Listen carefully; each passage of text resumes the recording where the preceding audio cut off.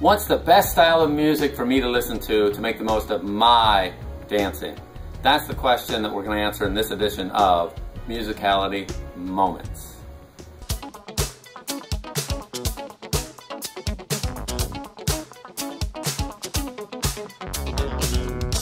Welcome to this edition of Musicality Moments. I get this question came into me from my YouTube, where someone said, okay, I want to learn to find the 1, 2, 3, 4, 5, 6, 7, 8 in salsa.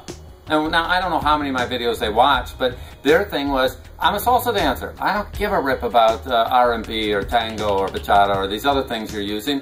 So just tell me how to do it in salsa. And I get that all the time. I'll get a tango dancer who really thinks that listening to a pop tune and mastering the principles of music, how the timing works and the phrasing and how it's all put together, they think it doesn't apply to them. But you know, music is music. And one of the things that I'm constantly recommending to people is that they find somebody that can show them simpler songs, things that are relatively easy to hear, where the phrasing is clear, where the timing is clear, and they master that first. And you would do the same thing with me if you're going to teach me a new dance that I don't know. And I say, how does that dance work? And you'd say, okay, well, there's some fundamentals here, and learn these movements first. And you'd have a starting point. If you're a reasonable instructor, you would know we start with this, and we work our way up to more complicated things. We don't just start with doing triple or quad spins. If I've never done a single turn, then you're not going to have me turn 4 times in a row. If I've never spotted and I don't know how that works, or I don't even know what that word means in a dance context, then you're not going to start me with trying to do 4 turns in a row. You're going to get me spotting on single turns and slow and figuring it out and building over time. The music that, even if you're a salsa dancer and you want to learn that timing, the trick is start with simpler music, build your way up, learn how some other things work that are more accessible.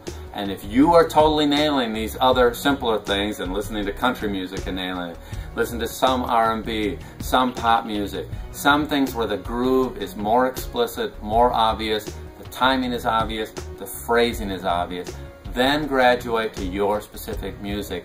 And that path is much shorter than the person that just says, whoa, all I'm going to do is listen to tango music that has no pulse, where it's all implied, or all I'm going to listen to is the style. Pick your style.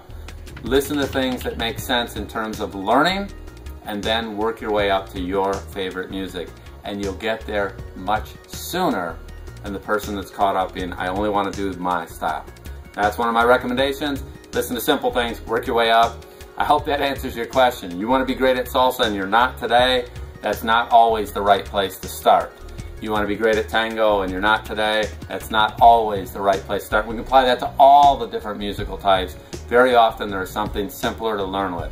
So I always appreciate your questions. Keep sending them in. Be sure to find me on Twitter, on Facebook, on YouTube. You can leave questions. I'm constantly getting great questions, and we'll put more out for you. Be sure to check out the Music for Dancers series. We've gone over 20,000 views as of this filming, and it's growing. It might be 40,000 by the time you're seeing this. But check them out, because they will give you a great grounding in how music works and can give you a lot more information. I look forward to seeing you on the next edition of Musicality Moments.